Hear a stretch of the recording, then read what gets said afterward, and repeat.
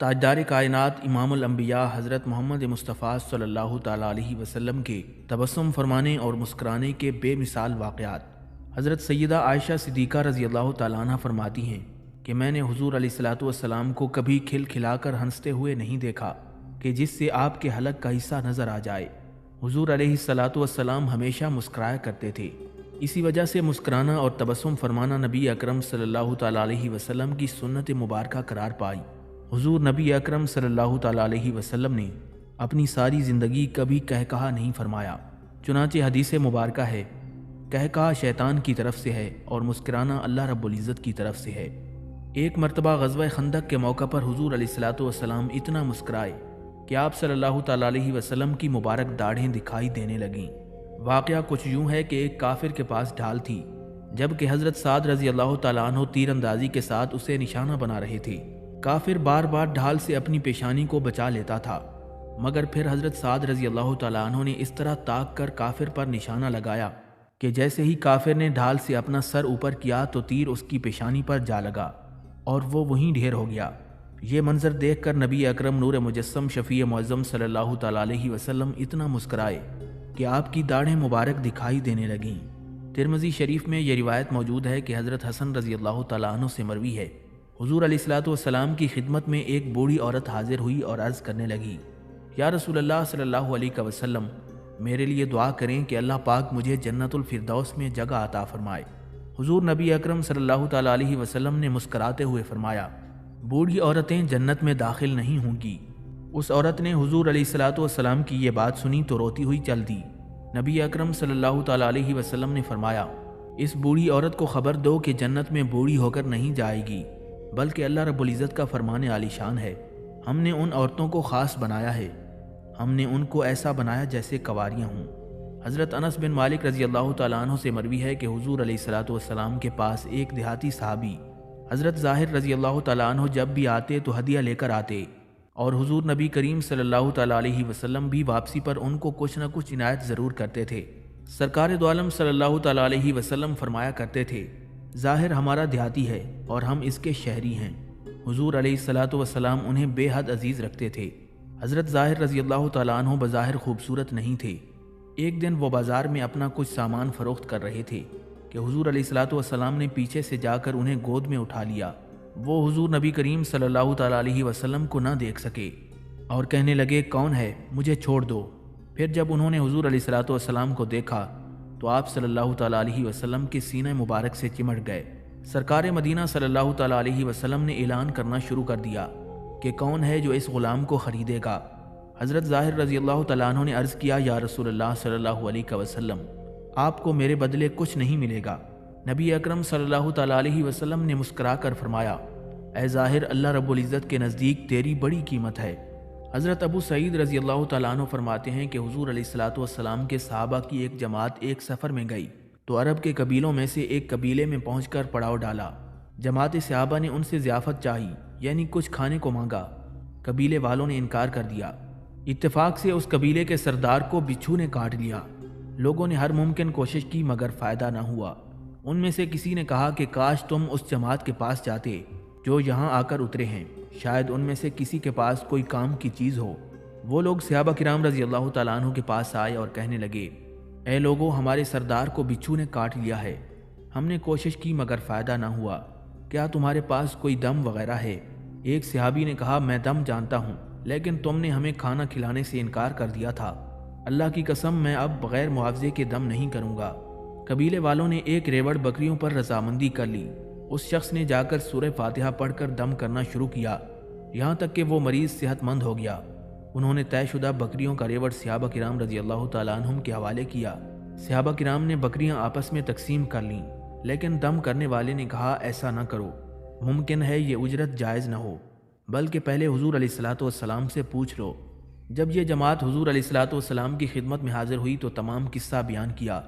نبی اکرم صلی اللہ تعالیٰ علیہ وسلم نے فرمایا، تمہیں یہ کیسے معلوم ہوا کہ یہ صورت دم کا کام بھی دیتی ہے؟ تم نے جو کیا ٹھیک کیا، جاؤ اس مال کو آپس میں تقسیم کر لو، لیکن تقسیم میں مجھے بھی شریک کر لینا۔ یہ فرما کر نبی اکرم صلی اللہ تعالیٰ علیہ وسلم مسکرا دیے۔ حضرت عدی بن حاتم رضی اللہ تعالیٰ عنہ بیان کرتے ہیں کہ میں حضور علیہ الصلوۃ والسلام کی خدمت میں حاضر ہوا۔ آپ صلی اللہ تعالیٰ علیہ وسلم مسجد نبوی میں تشریف فرما تھے۔ لوگوں نے مجھے دیکھ کر کہا یہ عدی ہے۔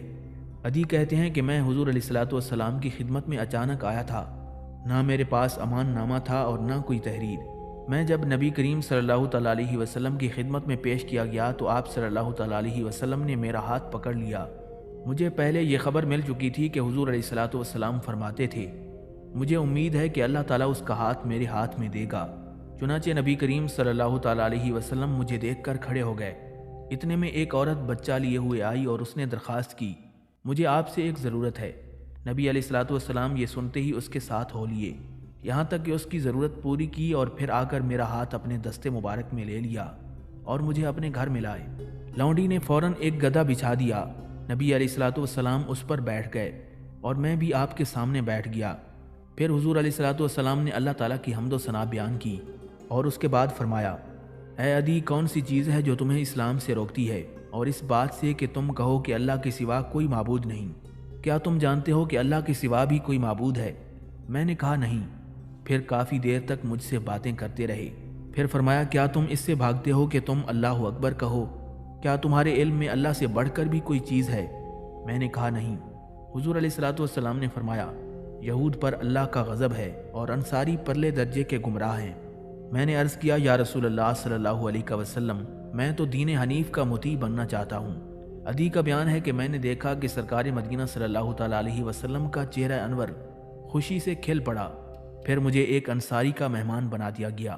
حضرت انس بن مالک رضی اللہ تعالیٰ عنہ فرماتے ہیں کہ حضور علیہ الصلوۃ والسلام جب مرض الوفات میں تھے، سوموار کا دن ہوا تو آپ صلی اللہ تعالیٰ علیہ وسلم نے اپنے حجرے مبارک کا پردہ اٹھایا اور حضرت ابوبکر صدیق رضی اللہ تعالیٰ عنہ کو دیکھا کہ وہ لوگوں کو نماز پڑھا رہے تھے۔ حضرت انس بن مالک رضی اللہ تعالیٰ عنہ فرماتے ہیں کہ میں نے حضور علیہ الصلوۃ والسلام کے چہرہ مبارک کی طرف دیکھا، یوں معلوم ہو رہا تھا کہ وہ چاندی کا ورق ہے اور آپ صلی اللہ تعالیٰ علیہ وسلم مسکرا رہے تھے۔ قریب تھا کہ ہم حضور نبی کریم صلی اللہ تعالیٰ علیہ وسلم کو تندرست دیکھنے کی خوشی میں نماز توڑ دیتے۔ پھر حضور علیہ الصلوۃ والسلام نے پردہ گرا دیا۔ پھر اسی روز اس دنیا فانی سے ظاہری طور پر تشریف لے گئے۔ حضرت ابی امامہ رضی اللہ تعالیٰ عنہ فرماتے ہیں کہ ایک دن حضور نبی کریم صلی اللہ تعالیٰ علیہ وسلم نے دریافت فرمایا، تم میں سے کس نے روزے کی حالت میں صبح کی؟ لوگ خاموش ہو گئے تو حضرت سیدنا ابوبکر صدیق رضی اللہ تعالیٰ عنہ نے عرض کیا، یا رسول اللہ صلی اللہ علیہ وسلم، میں نے۔ پھر میں نے پوچھا، آج کس نے مسکین کو صدقہ دیا؟ لوگ خاموش رہے، لیکن حضرت ابوبکر صدیق رضی اللہ تعالیٰ عنہ نے عرض کیا، میں نے۔ پھر تاجدار مدینہ صلی اللہ تعالیٰ علیہ وسلم نے دریافت فرمایا، آج جنازے کے ساتھ کون گیا اور کس نے جنازہ پڑھا؟ لوگ خاموش رہے، لیکن حضرت ابوبکر صدیق رضی اللہ تعالیٰ عنہ نے عرض کیا، یا رسول اللہ صلی اللہ علیہ وسلم، میں نے۔ پھر آپ نے پوچھا، آج مریض کی عیادت کس نے کی؟ حضرت ابوبکر صدیق رضی اللہ تعالیٰ عنہ نے عرض کیا، میں نے، یا رسول اللہ صلی اللہ علیہ وسلم۔ یہ سن کر نبی علیہ الصلوۃ والسلام مسکرا دیے اور فرمایا، قسم ہے اس ذات کی جس نے حق دے کر مجھے مبعوث کیا، آج یہ خصوصیات جس آدمی میں جمع ہو گئیں وہ جنت میں داخل ہوگا۔ حضرت عائشہ صدیقہ رضی اللہ تعالیٰ عنہ فرماتی ہیں کہ لوگوں نے حضور علیہ الصلوۃ والسلام سے قحط اور بارش نہ ہونے کی شکایت کی تو آپ صلی اللہ تعالیٰ علیہ وسلم نے فرمایا، عیدگاہ میں ممبر رکھا جائے۔ چنانچہ ممبر رکھ دیا گیا اور سارے لوگ نکلے۔ حضور علیہ الصلوۃ والسلام ممبر پر تشریف فرما ہوئے، اللہ رب العزت کی حمد و ثنا کی۔ پھر فرمایا، تم نے کہا تو بارش نہ ہونے کی شکایت کی ہے اور اللہ تعالیٰ نے حکم دیا ہے کہ تم دعا مانگو، میں قبول کروں گا۔ پھر آپ نے یہ دعا فرمائی، اے اللہ، ہم پر بارش نازل کر اور اس بارش کو ہمارے لیے فائدہ مند بنا دے۔ پھر آپ اپنے ہاتھوں کو بلند کرتے رہے، پھر لوگوں کی طرف پھرے اور اپنی چادر کو الٹا کیا اور ممبر سے اتر کر 2 رکعت نماز استسقاء ادا فرمائی۔ اللہ تعالیٰ نے فوراً بادل ظاہر فرما دیے جن سے بجلی چمکی اور گرج سنائی دی۔ پھر اللہ تعالیٰ کے حکم سے بارش برسی اور اس قدر برسی کہ ابھی آپ صلی اللہ تعالیٰ علیہ وسلم اپنی مسجد تک واپس نہیں آئے تھے کہ نالے بہہ پڑے۔ نبی کریم صلی اللہ تعالیٰ علیہ وسلم نے جب لوگوں کو دیکھا کہ وہ بارش سے بچنے کے لیے اپنی پناہگاہوں کی طرف جلدی کر رہے ہیں تو آپ صلی اللہ تعالیٰ علیہ وسلم مسکرا دیے اور اس قدر مسکرائے کہ آپ صلی اللہ تعالیٰ علیہ وسلم کے دانت مبارک نظر آنے لگ گئے۔ حضرت ابو ہریرہ رضی اللہ تعالیٰ عنہ فرماتے ہیں کہ ایک روز حضور علیہ الصلوۃ والسلام جنت کا تذکرہ فرما رہے تھے۔ آپ کے پاس ایک دیہاتی بیٹھا ہوا تھا۔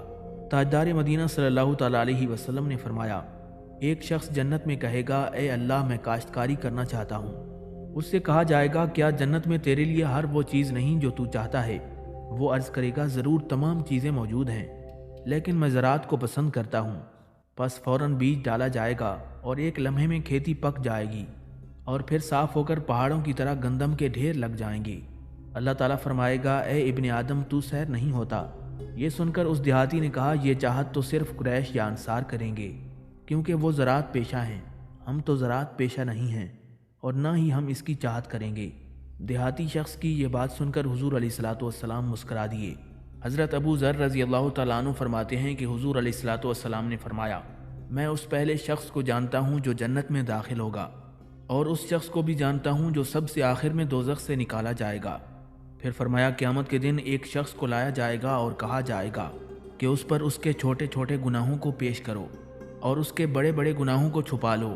وہ گناہوں کا اقرار کرے گا اور انکار نہیں کرے گا اور اپنے بڑے گناہوں سے ڈر رہا ہوگا۔ اللہ تعالیٰ کی طرف سے اس کے لیے کہا جائے گا کہ اس شخص کو اس کی ہر برائی کے بدلے میں ایک نیکی دے دو۔ یہ دیکھ کر وہ عرض کرے گا کہ میرے اور بھی بہت سے گناہ ہیں جنہیں میں یہاں نہیں دیکھ رہا۔ حضرت ابو ذر رضی اللہ تعالیٰ عنہ فرماتے ہیں کہ میں نے دیکھا حضور نبی کریم صلی اللہ تعالیٰ علیہ وسلم اس جگہ پہنچ کر ایسا مسکرائے کہ آپ کی داڑھیں نظر آنے لگ گئیں۔ حضرت عبداللہ ابن مسعود رضی اللہ تعالیٰ عنہ فرماتے ہیں کہ نبی اکرم صلی اللہ تعالیٰ علیہ وسلم نے ارشاد فرمایا میں اس شخص کو پہچانتا ہوں جو سب سے آخر میں جہنم سے نکالا جائے گا۔ وہ ایک آدمی ہوگا جو جہنم سے سرین کے بل گھسیٹتا ہوا نکلے گا۔ اس سے کہا جائے گا جا جنت میں داخل ہو جا۔ وہ جائے گا تاکہ جنت میں داخل ہو، لیکن وہاں جا کر دیکھے گا کہ سب لوگوں نے تمام جگہوں پر قبضہ کر رکھا ہے۔ وہ لوٹ آئے گا اور کہے گا اے رب لوگوں نے تمام گھروں پر قبضہ کر لیا۔ اس سے کہا جائے گا اچھا تو تمنا کر۔ وہ تمنا کرے گا تو اس سے کہا جائے گا جو تو نے تمنا کی وہ تیرے لیے اور دنیا سے 10 گنا زیادہ تیرے لیے ہے۔ وہ شخص پھر عرض کرے گا یا اللہ وہاں تو ذرا سی بھی جگہ نہیں۔ راوی فرماتے ہیں کہ نبی علیہ الصلوۃ والسلام یہ فرما کر اس قدر مسکرائے کہ آپ کی داڑھیں نظر آنے لگ گئیں۔ حضرت سوید بن حارث رضی اللہ تعالیٰ عنہ فرماتے ہیں کہ میں بطور وفد حضور علیہ الصلوۃ والسلام کے پاس حاضر ہوا۔ میں اپنے وفد کے 7 آدمیوں میں 7واں تھا۔ ہم جب نبی کریم صلی اللہ تعالیٰ علیہ وسلم کے پاس پہنچے اور آپ سے گفتگو کی تو آپ کو ہماری اچھی حیت اور زینت سے تعجب ہوا۔ آپ نے فرمایا تم کون ہو؟ ہم نے عرض کیا ہم مومن ہیں۔ یہ سن کر نبی علیہ الصلوۃ والسلام مسکرا دیے اور فرمانے لگے ہر قول کے لیے ایک حقیقت ہوتی ہے، تمہارے اس قول اور ایمان کی حقیقت کیا ہے؟ حضرت سوید کہتے ہیں ہم نے عرض کیا کہ 15 عادتیں ہیں، 5 وہ ہیں جن پر آپ کے قاصد نے یقین کرنے کا حکم دیا اور 5 وہ ہیں جو زمانہ جاہلیت سے ہم ان کے عادی ہیں اور آج تک اس پر جمے ہوئے ہیں۔ اگر وہ آپ کو ناپسند ہوں تو ہم انہیں چھوڑ دیں گے۔ حضرت علی بن ربیعہ رضی اللہ تعالیٰ عنہ نے فرمایا کہ حضرت علی رضی اللہ تعالیٰ عنہ نے مجھے اپنے پیچھے بٹھایا، پھر مجھے لے کر حرہ کی جانب چل دیے، پھر اپنا سر آسمان کی طرف اٹھایا اور فرمانے لگے اے میرے اللہ میرے گناہوں کو بخش دے، بے شک گناہوں کا بخشنے والا تیرے سوا کوئی نہیں۔ پھر میری طرف مسکراتے ہوئے متوجہ ہوئے۔ میں نے عرض کیا امیر المومنین آپ کو اپنے رب کی طرف استغفار کرنا اور پھر میری طرف مسکراتے ہوئے التفات کرنا یہ کیا ہے؟ حضرت علی رضی اللہ تعالیٰ عنہ نے فرمایا کہ ایک مرتبہ حضور علیہ الصلوۃ والسلام نے مجھے اپنے پیچھے سوار کیا اور حرہ کی طرف لے چلے، پھر اپنا سر مبارک آسمان کی طرف اٹھا کر یہی الفاظ ارشاد فرمائے، پھر میری طرف التفات فرمایا اور مسکرا دیے۔ میں نے عرض کیا یا رسول اللہ صلی اللہ علیہ وسلم آپ نے اپنے رب سے مغفرت طلب کی، پھر آپ نے میری طرف مسکراتے ہوئے التفات فرمایا، آخر کیا وجہ ہے؟ اس پر نبی کریم صلی اللہ تعالیٰ علیہ وسلم نے فرمایا میں اپنے رب کے مسکرانے کی وجہ سے مسکرایا، اللہ تعالیٰ کے اپنے بندے پر تعجب کرنے کی وجہ سے کہ یہ بندہ جانتا ہے کہ گناہوں کا بخشنے والا سوائے اللہ تعالیٰ کے کوئی اور نہیں۔ حضرت عباس بن مرداس رضی اللہ تعالیٰ عنہ سے مروی ہے کہ نبی کریم صلی اللہ تعالیٰ علیہ وسلم نے عرفات کی شام میں اپنی امت کے لیے مغفرت کی دعا کی اور بہت کثرت سے دعا کی۔ اللہ تعالیٰ نے آپ کی طرف وحی بھیجی کہ بے شک میں نے ایسا کر دیا، یعنی جس طرح آپ صلی اللہ علیہ وسلم نے دعا مانگی، مگر بعض کا ظلم بعض پر معاف نہیں کیا، لیکن وہ گناہ جو بندوں اور میرے درمیان ہیں ان کو میں نے معاف کر دیا۔ اس پر سرکار مدینہ صلی اللہ تعالیٰ علیہ وسلم نے بارگاہ الہی میں عرض کیا اے اللہ بے شک تو اس بات پر قادر ہے کہ اس مظلوم کو اس کے ستائے ہوئے بدلے کا ثواب دے دے اور اس ظالم کو معاف کر دے۔ اس شام آپ صلی اللہ تعالیٰ علیہ وسلم کی یہ دعا قبول نہ ہوئی۔ پھر جب مزدلفہ کی صبح ہوئی تو آپ صلی اللہ تعالیٰ علیہ وسلم نے پھر اسی دعا کا اعادہ فرمایا۔ اللہ تعالیٰ نے آپ کی دعا قبول فرمائی کہ بے شک میں نے ظالم کی بھی مغفرت کر دی۔ حضور علیہ الصلوۃ والسلام یہ سن کر مسکرا دیے۔ صحابہ کرام رضی اللہ تعالیٰ عنہم نے عرض کیا، یا رسول اللہ صلی اللہ علیہ وسلم، آپ اس وقت مسکرائے جب کہ آپ اس وقت مسکرایا نہیں کرتے۔ نبی اکرم صلی اللہ تعالیٰ علیہ وسلم نے فرمایا، اللہ کے دشمن ابلیس سے مسکرایا۔ جب اسے معلوم ہوا کہ اللہ تعالیٰ نے میری دعا میری امت کے بارے میں قبول فرما لی تو وہ ہائے ہلاکی اور ہائے خرابی کہہ کر پکارا اور اپنے سر پر مٹی ڈال لی۔ نبی کریم صلی اللہ تعالیٰ علیہ وسلم میں بے شمار صفات تھیں، ان میں سے ایک صفت عفو و درگزر کی تھی۔ ایک مرتبہ آپ صلی اللہ علیہ وسلم کھڑے ہوئے تھے، اتنے میں ایک شخص آیا اور آتے ہی اپنی چادر حضور کے گلے میں ڈال لی اور خوب زور سے کھینچا، یہاں تک کہ آپ کی گردن مبارک پر نشان پڑ گئے۔ نبی کریم صلی اللہ تعالیٰ علیہ وسلم نے فرمایا، اے بندہ خدا کیا بات ہے؟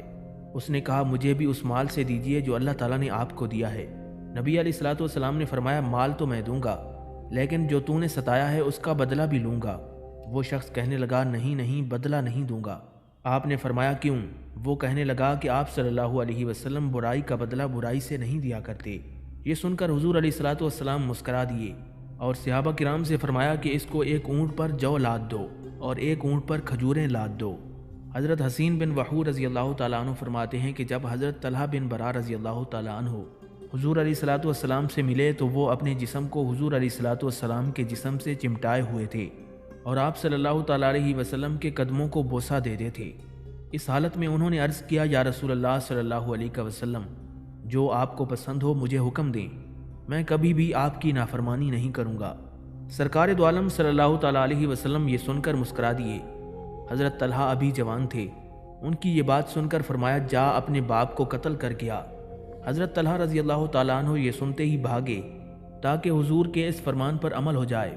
نبی اکرم صلی اللہ تعالیٰ علیہ وسلم نے ان کو واپس بلوا لیا اور فرمایا، میں رشتوں کو توڑنے کے لیے نہیں آیا بلکہ میں رشتوں کو ملانے کے لیے آیا ہوں، یہ تو صرف تیرا امتحان تھا۔ حضرت رفاعہ بن عبد المنذر، جن کی کنیت ابو لبابہ تھی، وہ جنگ بدر میں چھوٹا ہونے کی وجہ سے واپس کر دیے گئے تھے۔ بنو قریظہ قلعہ بند ہو گئے تو حضور علیہ الصلوۃ والسلام نے ان سے کہا کہ تم قلعے سے باہر نکل آؤ۔ بنو قریظہ نے کہا کہ آپ ہماری طرف ابو لبابہ کو بھیجیں تاکہ ہم ان سے اپنے اس معاملے میں مشورہ کر لیں۔ تاجدار کائنات صلی اللہ تعالیٰ علیہ وسلم نے ابو لبابہ کو بھیج دیا۔ یہ ابو لبابہ قبیلہ اوس سے تعلق رکھتے تھے اور بنو قریظہ ان کے حلیف تھے۔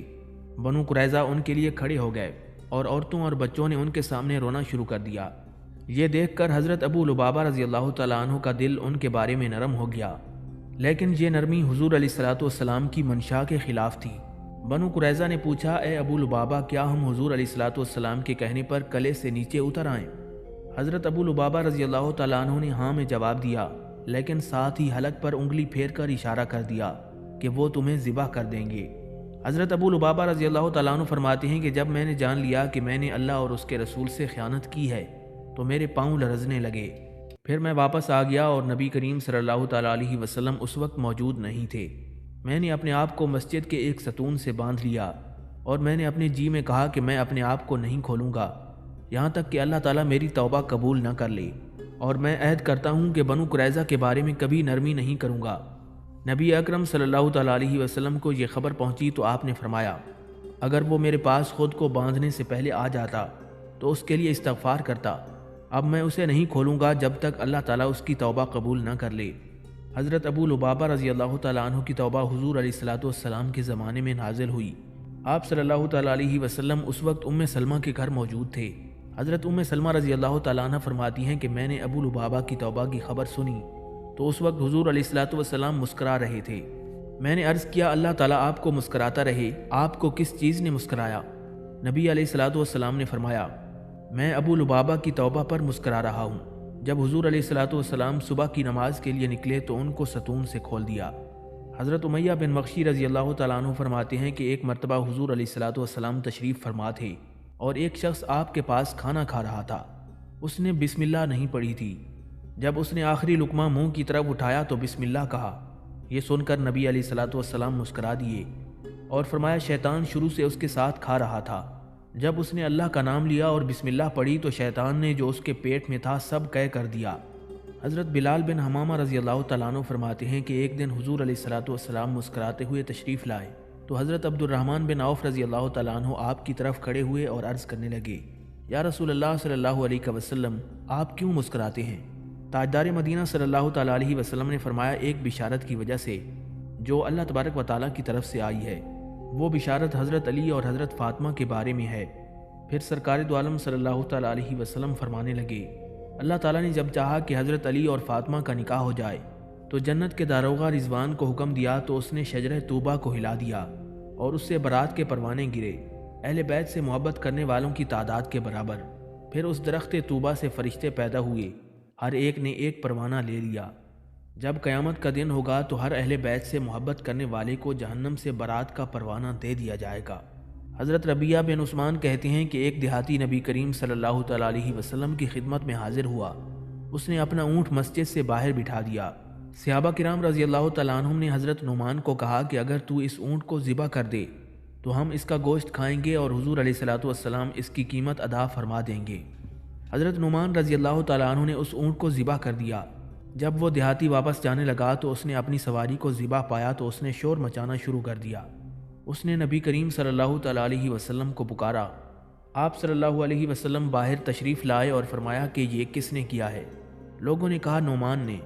حضور علیہ الصلوۃ والسلام اس کو تلاش کرتے کرتے ذبیحہ بنت زبیر بن عبد المطلب کے گھر پہنچ گئے، وہ وہاں چھپے ہوئے تھے۔ ایک شخص نے نعمان کی طرف اشارہ کرتے ہوئے کہا، یا رسول اللہ، میں نے اس کو یہیں دیکھا۔ سرکار مدینہ صلی اللہ تعالیٰ علیہ وسلم نے اسے وہاں سے نکالا اور اس سے پوچھا، تجھے کس چیز نے یہ کرنے پر آمادہ کیا؟ حضرت نعمان رضی اللہ تعالیٰ عنہ نے عرض کیا، یا رسول اللہ صلی اللہ علیہ وسلم، ان لوگوں نے کہا تھا کہ تو ذبح کر دے، ہم گوشت کھائیں گے اور حضور علیہ الصلوۃ والسلام خود اس کی قیمت ادا فرما دیں گے۔ یہ سن کر نبی کریم صلی اللہ تعالیٰ علیہ وسلم اس کے چہرے سے مٹی صاف فرما رہے تھے اور مسکرا رہے تھے۔ پھر آپ صلی اللہ تعالیٰ علیہ وسلم نے اس دیہاتی کو اس کی قیمت ادا فرما دی۔ حضرت عمرو بن واصلہ رضی اللہ تعالیٰ عنہ فرماتے ہیں کہ ایک مرتبہ حضور علیہ الصلوۃ والسلام کثرت سے مسکرائے، پھر آپ صلی اللہ تعالیٰ علیہ وسلم نے فرمایا، تم نے کیوں نہ پوچھا کہ میں کیوں مسکرایا؟ صحابہ کرام رضی اللہ تعالیٰ عنہ نے عرض کیا کہ اللہ اور اس کے رسول ہی بہتر جانتے ہیں۔ تاجدار کائنات صلی اللہ تعالیٰ علیہ وسلم نے فرمایا، میں ایک قوم پر تعجب کرتا ہوں جو جنت کی طرف بندھے ہوئے جا رہے تھے حالانکہ وہ اسی سے سستی کر رہے تھے۔ صحابہ کرام نے عرض کیا، یا رسول اللہ صلی اللہ علیہ وسلم، یہ کیسے ہو سکتا ہے؟ آپ نے فرمایا، وہ ایک اجمی قوم ہے جن کو مہاجرین نے گرفتار کر لیا، پھر وہ اسلام میں داخل ہو گئے حالانکہ وہ اسلام کو ناپسند کرتے تھے۔ حضرت سعید رضی اللہ تعالیٰ عنہ فرماتے ہیں کہ حضرت عمر رضی اللہ تعالیٰ عنہ نے نبی علیہ الصلوۃ والسلام کے پاس داخل ہونے کی اجازت طلب کی۔ اس وقت نبی علیہ الصلوۃ والسلام کے پاس قریش کی عورتیں بیٹھی ہوئی تھیں، وہ نان و نفقہ کے بارے میں زیادتی کی طلبگار تھیں۔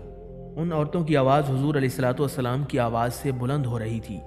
جب حضرت عمر رضی اللہ تعالیٰ عنہ کو داخلے کی اجازت مل گئی تو عورتیں فوراً پردے میں چھپ گئیں۔ یہ منظر دیکھ کر حضور علیہ الصلوۃ والسلام مسکرا دیے۔ حضرت عمر فاروق رضی اللہ تعالیٰ عنہ نے عرض کیا، میرے ماں باپ آپ پر قربان ہوں، اللہ تعالیٰ آپ کو مسکراتا رہے۔ پھر تاجدار مدینہ صلی اللہ تعالیٰ علیہ وسلم نے فرمایا، مجھے ان عورتوں پر تعجب ہے کہ یہ میرے پاس تھیں، جب تیری آواز سنی تو بھاگ کر چھپ گئیں۔ پھر حضرت عمر فاروق رضی اللہ تعالیٰ عنہ نے عرض کیا، یا رسول اللہ صلی اللہ علیہ وسلم، آپ زیادہ حقدار ہیں کہ یہ عورتیں آپ سے ڈریں۔ پھر حضرت عمر رضی اللہ تعالیٰ عنہ ان عورتوں کی طرف متوجہ ہوئے اور فرمایا، اے اپنی جان کی دشمنوں، مجھ سے ڈرتی ہو اور حضور علیہ الصلوۃ والسلام سے نہیں ڈرتی؟ ان عورتوں نے کہا، تو حضور علیہ الصلوۃ والسلام سے زیادہ سخت ہے۔ پھر نبی علیہ الصلوۃ والسلام نے فرمایا، اے عمر، قسم ہے اس ذات کی جس کے قبضہ قدرت میں میری جان ہے، شیطان اس راستے پر نہیں چلتا جس راستے پر تو چلتا ہے۔ حضرت انس رضی اللہ تعالیٰ عنہ فرماتے ہیں کہ ایک شخص جمعہ کے دن حضور علیہ الصلوۃ والسلام کی خدمت میں حاضر ہوا۔ جب نبی علیہ الصلوۃ والسلام خطبہ ارشاد فرما رہے تھے، اس نے کہا، قحط پڑ گیا ہے، یا رسول اللہ صلی اللہ علیہ وسلم، آپ اپنے رب سے بارش کی دعا طلب کریں۔ نبی کریم صلی اللہ تعالیٰ علیہ وسلم نے آسمان کی طرف دیکھا، اس وقت کوئی بادلوں کا نشان تک نہیں تھا۔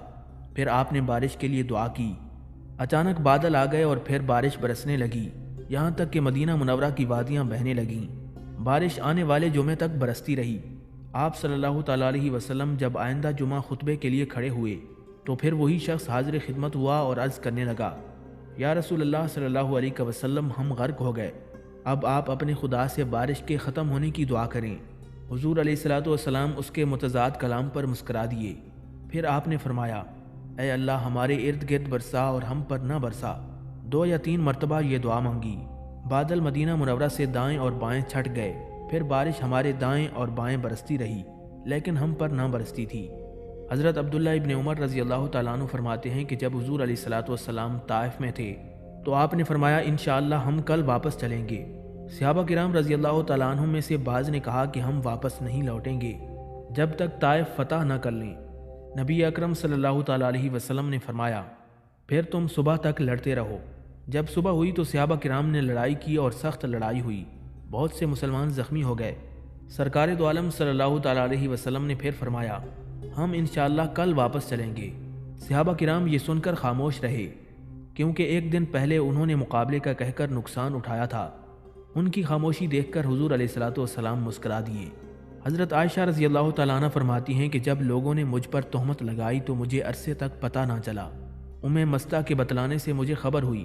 ادھر حضور علیہ الصلوۃ والسلام لوگوں سے مشورہ کرتے، لوگ مختلف قسم کے مشورے دیتے۔ ایک دن نبی اکرم صلی اللہ تعالیٰ علیہ وسلم خود میرے پاس تشریف لائے اور فرمایا، اگر تو بری ہے تو اللہ تعالیٰ تجھے بری کر دے گا، اور اگر تجھ سے غلطی ہو گئی ہے تو معافی مانگ لے، اللہ تعالیٰ معاف فرمائے گا۔ حضرت عائشہ صدیقہ رضی اللہ تعالیٰ عنہ فرماتی ہیں کہ اس سے قبل کئی راتیں ایسی گزری تھیں کہ میں روتی رہی اور نیند نہیں آئی۔ حضور نبی کریم صلی اللہ تعالیٰ علیہ وسلم کے اس فرمانے پر نہ میرے والد نے کوئی جواب دیا اور نہ میری ماں نے۔ حضرت عائشہ صدیقہ رضی اللہ تعالیٰ عنہ کی والدہ فرماتی ہیں کہ حضور علیہ الصلوۃ والسلام اس مجلس سے جدا نہیں ہوئے تھے کہ آپ پر وحی کا نزول شروع ہو گیا۔ جب وحی منقطع ہوئی تو حضور علیہ الصلوۃ والسلام مسکرا رہے تھے۔ آپ نے سب سے پہلا کلمہ جو فرمایا وہ یہ تھا، اے عائشہ اللہ نے تجھے بری کر دیا ہے۔ حضرت زید بن اسلم رضی اللہ تعالیٰ عنہ اپنے والد سے نقل کرتے ہیں کہ ایک رات حضور علیہ الصلوۃ والسلام سفر کرتے رہے اور حضرت عمر فاروق رضی اللہ تعالیٰ عنہ حضور علیہ الصلوۃ والسلام کے ساتھ سفر کر رہے تھے۔ حضرت عمر نے ایک بات پوچھی تو آپ نے کوئی جواب نہ دیا۔ حضرت عمر نے پھر پوچھا تو آپ نے پھر بھی کوئی جواب نہ دیا۔ انہوں نے تیسری مرتبہ دریافت کیا تو پھر بھی حضور علیہ الصلوۃ والسلام خاموش رہے۔ میں نے اپنے آپ کو مخاطب کیا، اے عمر تیری ماں تجھے روئے، حضور علیہ الصلوۃ والسلام نے تیری باتوں کا جواب کیوں نہیں دیا؟ میں نے اپنا اونٹ تیز کر لیا اور سارے مسلمانوں سے آگے نکل گیا، اس ڈر سے کہ کہیں میرے بارے میں وحی نازل نہ ہو جائے۔ ابھی تھوڑی دیر گزری تھی کہ ایک پکارنے والے نے مجھے پکارا۔ میں نے اپنے دل میں کہا شاید تیرے بارے میں قرآن نازل ہو گیا ہے۔ میں حضور علیہ الصلوۃ والسلام کی خدمت میں حاضر ہوا اور سلام کیا۔ نبی اکرم صلی اللہ تعالیٰ علیہ وسلم نے فرمایا، آج مجھ پر ایک سورت نازل ہوئی اور یہ مجھے اس ساری دنیا سے زیادہ محبوب ہے جس پر سورج طلوع ہوتا ہے۔ حضرت حمید بن ہلال رضی اللہ تعالیٰ عنہ کہتے ہیں کہ علا بن حضرمی نے بحرین والوں سے جزیہ وصول کر کے نبی اکرم صلی اللہ تعالیٰ علیہ وسلم کی خدمت میں روانہ کیا۔ اتنی کثیر تعداد میں مال نہ پہلے آپ صلی اللہ علیہ وسلم کی زندگی میں آیا اور نہ بعد میں۔ سارے مال کو ایک صف پر پھیلا دیا گیا اور اعلان کروایا گیا کہ جس کو مال چاہیے لے جائے۔ اس وقت مال غنیمت گن کر دینے کا رواج نہیں تھا۔ حضرت عباس رضی اللہ تعالیٰ عنہ تشریف لائے اور اپنی چادر میں بہت سا مال جمع کر لیا۔ جب اس مال کو اٹھانے لگے تو نہیں اٹھتا تھا۔ حضور علیہ الصلوۃ والسلام قریب کھڑے ہوئے تھے تو ان کی طرف دیکھ کر عرض کیا، یا رسول اللہ صلی اللہ علیہ وسلم یہ مال میرے سر پر رکھ دیں۔ یہ دیکھ کر حضور علیہ الصلوۃ والسلام مسکرا دیے اور فرمانے لگے، اس سے کم کرو، جتنا خود اٹھا سکتے ہو اتنا لے جاؤ۔ غزوہ بدر کے دن حضور علیہ الصلوۃ والسلام کے لیے ایک سائبان نما کمرہ بنایا گیا تھا۔ حضور نبی اکرم صلی اللہ تعالیٰ علیہ وسلم اور حضرت ابوبکر صدیق رضی اللہ تعالیٰ عنہ دونوں وہاں دعا مانگ رہے تھے۔ حضرت ابوبکر صدیق رضی اللہ تعالیٰ عنہ فرماتے ہیں کہ حضور علیہ الصلوۃ والسلام کو اونگ آ گئی۔ پھر آپ صلی اللہ علیہ وسلم مسکراتے ہوئے اٹھے اور پھر اپنے کمرے سے یہ آیت تلاوت فرماتے ہوئے باہر تشریف لائے، تمہارا لشکر ہارے گا، پیٹھ پھیر کر بھاگے گا۔ حضرت تمیم داری رضی اللہ تعالیٰ عنہ نبی اکرم صلی اللہ تعالیٰ علیہ وسلم کے لیے ہمیشہ ایک مشکیزہ شراب کا ہدیہ لایا کرتے تھے۔ اگرچہ حضور علیہ الصلوۃ والسلام ہمیشہ سے شراب نہیں پیا کرتے تھے، لیکن حرمت شراب سے پہلے اسے قبول کر کے کسی دوسرے کو ہدیہ کر دیا کرتے تھے۔ جب شراب کی حرمت نازل ہوئی تو حضرت تمیم داری رضی اللہ تعالیٰ عنہ پھر ہدیہ لائے۔ غالباً انہیں اس وقت حرمت شراب کا علم نہیں تھا۔ نبی کریم صلی اللہ تعالیٰ علیہ وسلم نے انہیں دیکھا تو مسکرا دیے اور فرمانے لگے، یہ تو اب حرام ہو گئی ہے۔ حضرت تمیم داری رضی اللہ تعالیٰ عنہ نے عرض کیا، یا رسول اللہ صلی اللہ علیہ وسلم اس کو بیچ کر اس کی قیمت سے نفع حاصل کریں۔ آپ صلی اللہ علیہ وسلم نے فرمایا، اللہ تعالیٰ یہود پر لعنت کرے، جب ان پر گائے اور بکری کی چربی حرام کر دی گئی تو انہوں نے اس کو پگھلا کر بیچا۔ اللہ کی قسم، جس طرح شراب حرام ہے اسی طرح اس کی قیمت سے نفع اٹھانا بھی حرام ہے۔ حضرت موسیٰ علیہ السلام نے جب اپنی قوم سے کہا چلو لڑیں تو انہوں نے کہا ہم یہاں ہیں، تو اور تیرا رب جا کر لڑو، جب ملک فتح ہو جائے گا تو ہم اس ملک میں داخل ہو جائیں گے۔ لیکن جب حضور علیہ السلام نے بدر کے موقع پر مشرکین سے مقابلہ کرنے کے لیے مشورہ کیا تو حضرت ابوبکر صدیق رضی اللہ تعالیٰ عنہ نے اچھا مشورہ دیا اور دوسرے مہاجرین نے بھی اچھا مشورہ دیا، لیکن آپ صلی اللہ علیہ وسلم بار بار فرماتے رہے اے مسلمانوں مجھے مشورہ دو، اور اس بات سے آپ کا ارادہ یہ تھا کہ انصار بھی بولیں، کیونکہ اس جگہ اکثریت انہی کی تھی۔ اس پر حضرت سعد بن معاذ رضی اللہ تعالیٰ عنہ نے عرض کیا حضور آپ ہم سے پوچھنا چاہتے ہیں؟ قسم ہے اس ذات کی جس کے قبضے میں ہماری جان ہے اور جس نے آپ کو حق دے کر بھیجا ہے، اگر آپ دریا میں کودنے کا حکم دیں گے تو ہم دریا میں کود جائیں گے، اگر آپ پہاڑ سے کودنے کا حکم دیں گے تو ہم پہاڑ سے کودنے کو تیار ہیں۔ ہم قوم موسیٰ کی طرح یہ نہیں کہیں گے کہ ہم یہاں بیٹھے ہیں، تو اور تیرا رب جا کر لڑو، بلکہ ہم تو آپ کے دائیں بھی لڑیں گے، بائیں بھی لڑیں گے، آگے بھی لڑیں گے اور پیچھے بھی لڑیں گے۔ یہ سن کر نبی علیہ الصلوۃ والسلام خوش ہو گئے اور آپ صلی اللہ علیہ وسلم کا چہرہ مبارک چمک اٹھا۔ حضرت عبداللہ بن مغفل رضی اللہ تعالیٰ عنہ کہتے ہیں کہ جنگ خیبر میں مجھے ایک چربی کی بھری ہوئی تھیلی ملی، میں نے اسے بغل میں لے کر کہا آج اس جیسی چیز میرے علاوہ کسی کو نہیں ملی ہوگی۔ میری اس بات کو حضور علیہ الصلوۃ والسلام سن رہے تھے لیکن مجھے خبر نہیں تھی۔ جب میں ادھر متوجہ ہوا تو نبی علیہ الصلوۃ والسلام مجھے دیکھ کر مسکرا دیے۔ ہمدان یمن کا ایک بہت بڑا قبیلہ ہے۔ حضور نبی کریم صلی اللہ تعالیٰ علیہ وسلم نے پہلے حضرت خالد بن ولید رضی اللہ تعالیٰ عنہ کو دعوت کی غرض سے ان کی طرف بھیجا۔ وہ 6 ماہ تک ان کے پاس ٹھہرے رہے مگر کسی نے اسلام قبول نہ کیا۔ اس کے بعد آپ صلی اللہ علیہ وسلم نے حضرت علی رضی اللہ تعالیٰ عنہ کو خط دے کر روانہ کیا، ساتھ ہی یہ فرمایا کہ خالد بن ولید کو واپس بھیج دینا۔ حضرت علی رضی اللہ تعالیٰ عنہ نے جا کر سب کو جمع کیا اور نبی علیہ الصلوۃ والسلام کا خط پڑھ کر سنایا اور اسلام کی دعوت دی۔ وہ سارا قبیلہ ایک ہی دن میں مسلمان ہو گیا۔ حضرت علی رضی اللہ تعالیٰ عنہ نے نبی علیہ الصلوۃ والسلام کو خط لکھ کر اس کی اطلاع دی۔ حضور نبی کریم صلی اللہ تعالیٰ علیہ وسلم نے اطلاع ملتے ہی سجدہ شکر ادا کیا اور جوش مسرت سے کئی بار یہ فرماتے رہے قبیلہ ہمدان پر سلامتی ہو، قبیلہ ہمدان پر سلامتی ہو۔ ناظرین، حضرت اکرمہ رضی اللہ تعالیٰ عنہ کے اسلام لانے سے قبل فتح مکہ کے دن ایک مسلمان ان کے ہاتھ سے شہید ہو گیا۔ نبی کریم صلی اللہ تعالیٰ علیہ وسلم کو اس کی اطلاع ملی تو آپ مسکرا دیے اور فرمایا قاتل اور مقتول دونوں ہی جنت میں ہیں۔ یہ اس طرف اشارہ تھا کہ ان قریب وہ مسلمان ہو جائیں گے۔ حضرت ام سلمہ رضی اللہ تعالیٰ عنہ فرماتی ہیں کہ حضور علیہ الصلوۃ والسلام نے ایک مرتبہ فرمایا میں نے خواب میں ابو جہل کے لیے جنت میں ایک خوشہ دیکھا۔ جب اکرمہ مسلمان ہوئے تو آپ صلی اللہ علیہ وسلم نے ام سلمہ سے فرمایا اس خواب کی یہی تعبیر ہے۔ کعب بن زہیر مشہور شاعر تھے اور نبی علیہ الصلوۃ والسلام کی ہجو میں اشعار کہا کرتے تھے۔ یہ کعب بن زہیر ان لوگوں میں سے ہیں جن کا خون نبی علیہ الصلوۃ والسلام نے فتح مکہ کے دن مباح قرار دے دیا تھا۔ یہ اس دن مکہ مکرمہ سے بھاگ گئے تھے، بعد میں مدینہ منورہ حاضر ہو کر مشرف با اسلام ہوئے اور نبی کریم صلی اللہ تعالیٰ علیہ وسلم کی تعریف میں قصیدہ لکھا جو بابت سعادہ کے نام سے مشہور ہے۔ نبی اکرم صلی اللہ تعالیٰ علیہ وسلم ان سے بہت زیادہ خوش ہوئے اور اپنی چادر مبارک اسے عنایت فرمائی۔ حضرت عباس رضی اللہ تعالیٰ عنہ فرماتے ہیں کہ فتح مکہ کے دن حضور علیہ الصلوۃ والسلام نے مجھ سے فرمایا تمہارے دونوں بھتیجے عتبہ اور موتب بسران لہب کہاں ہیں؟ میں نے عرض کیا وہ روپوش ہیں۔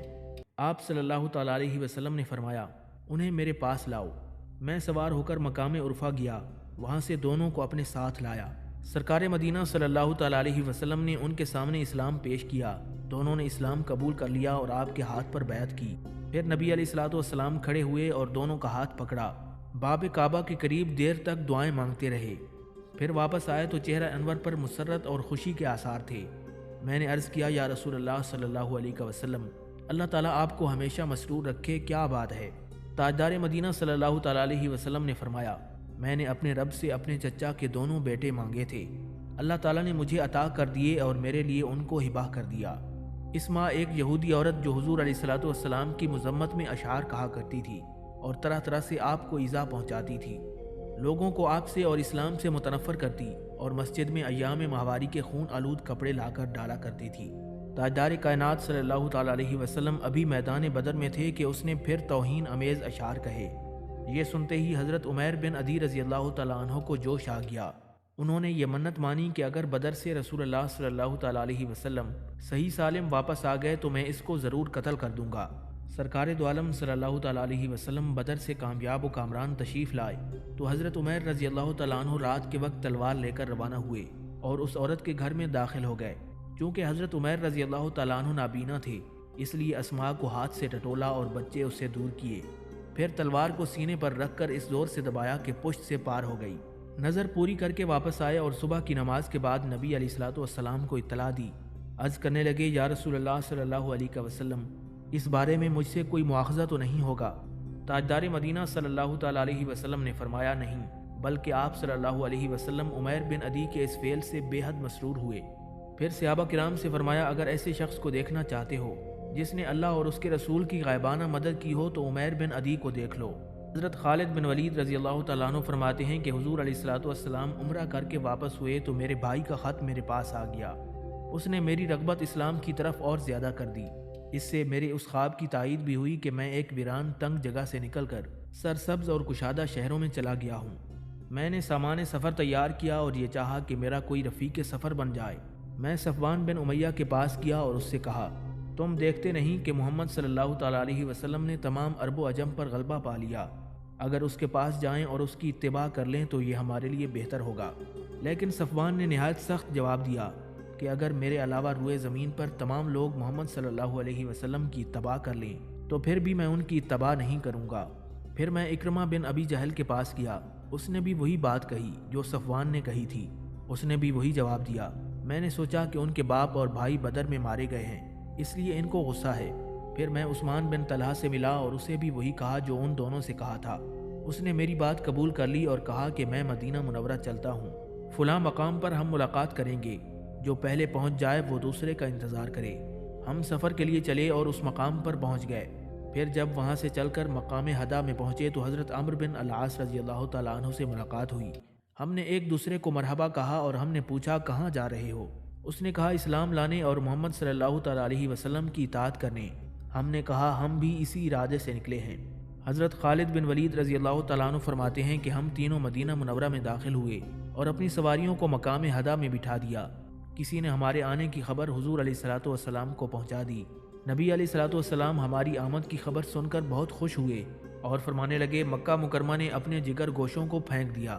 حضرت خالد بن ولید رضی اللہ تعالیٰ عنہ فرماتے ہیں، میں نے عمدہ کپڑے پہنے اور نبی علیہ الصلوۃ والسلام کی خدمت میں حاضری کے لیے چل دیا۔ راستے میں مجھے میرا بھائی ولید ملا اور کہا کہ جلدی چلو، رسول اللہ صلی اللہ علیہ وسلم کو تمہاری آمد کی خبر ہو چکی ہے، وہ آپ کی آمد سے نہایت خوش ہیں اور تمہارے منتظر ہیں۔ ہم تیزی کے ساتھ چلے اور حضور علیہ الصلوۃ والسلام کی خدمت میں حاضر ہوئے۔ آپ صلی اللہ علیہ وسلم مجھے دیکھ کر مسکرا دیے۔ میں نے کہا، السلام علیکہ یا رسول اللہ۔ سرکار دو عالم صلی اللہ تعالیٰ علیہ وسلم نے نہایت خندہ پیشانی سے میرے سوال کا جواب دیا۔ میں نے عرض کیا، اشہد ان لا الہ الا اللہ و اشہد ان محمد رسول اللہ۔ سرکار مدینہ صلی اللہ تعالیٰ علیہ وسلم نے فرمایا، قریب ہو جاؤ۔ پھر فرمایا، تمام تعریفیں اس ذات پاک کی ہیں جس نے تجھے اسلام کی توفیق دی۔ میں دیکھتا تھا کہ تجھ میں عقل ہے۔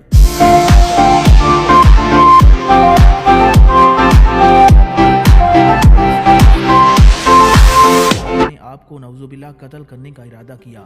جب آپ صلی اللہ تعالیٰ علیہ وسلم اس کے قریب ہوئے تو پوچھا، کیا تو فضالہ ہے؟ اس نے کہا، ہاں یا رسول اللہ صلی اللہ علیہ وسلم۔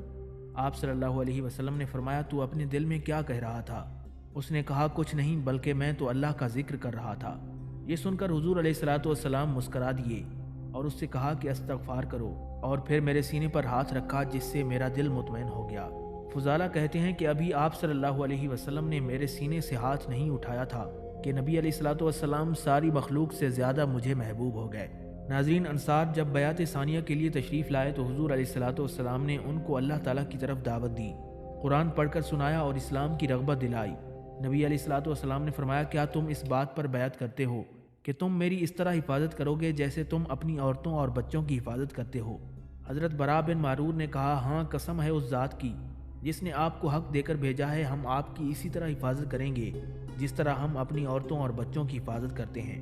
ابو الحیثم بن تیہان نے کہا، یا رسول اللہ صلی اللہ علیہ وسلم، بے شک ہم میں یہود سے دوستی ہے، ان سے دوستی توڑ دیں گے، کیا یہ بات آپ کو پسند ہے؟ اگر ہم ایسا کریں تو پھر اللہ تبارک و تعالیٰ آپ کو غلبہ دے دے، پھر آپ اپنی قوم کی طرف لوٹ آئیں اور ہمیں وہاں چھوڑ کر آئیں۔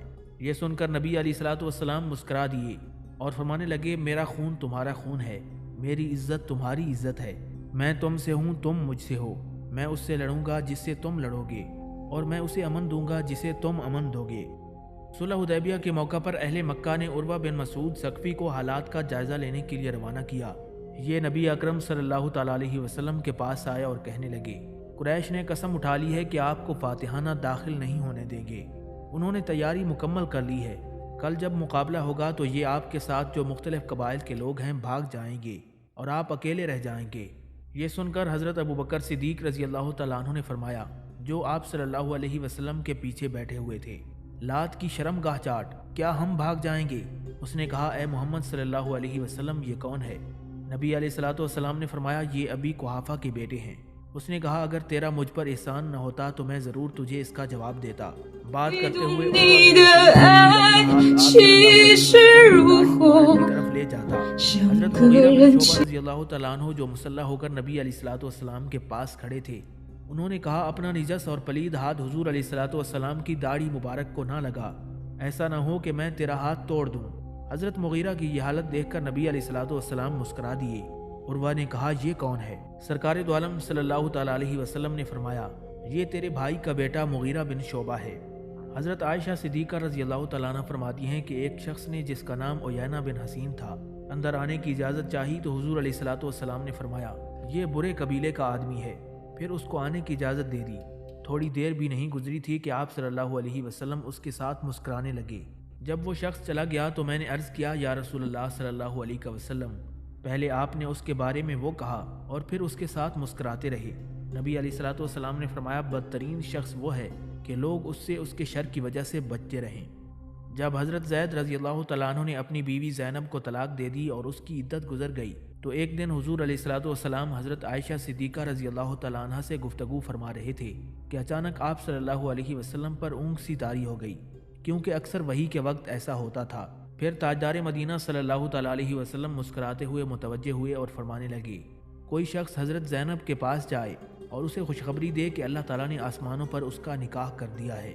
حضرت عائشہ صدیقہ رضی اللہ تعالیٰ عنہ فرماتی ہیں کہ ایک دن حضور علیہ الصلوۃ والسلام ہمارے گھر میں تشریف لائے اور میں اپنی سہیلیوں کے ساتھ کھیل رہی تھی۔ ہمارے پاس ایک پروں والا گھوڑا تھا۔ نبی اکرم صلی اللہ تعالیٰ علیہ وسلم نے پوچھا، اے عائشہ، یہ کیا ہے؟ میں نے کہا، یہ حضرت سلیمان علیہ السلام کا گھوڑا ہے۔ یہ سن کر حضور علیہ الصلوۃ والسلام مسکرا دیے۔ ایک روایت میں ہے کہ جب حضور علیہ الصلوۃ والسلام نے پوچھا، یہ کیا ہے؟ تو میں نے عرض کیا، یہ گھوڑا ہے۔ نبی علیہ الصلوۃ والسلام نے فرمایا، کیا گھوڑے کے پر ہوتے ہیں؟ میں نے عرض کیا، یہ حضرت سلیمان علیہ السلام کا گھوڑا ہے، کیونکہ اس کے پر تھے۔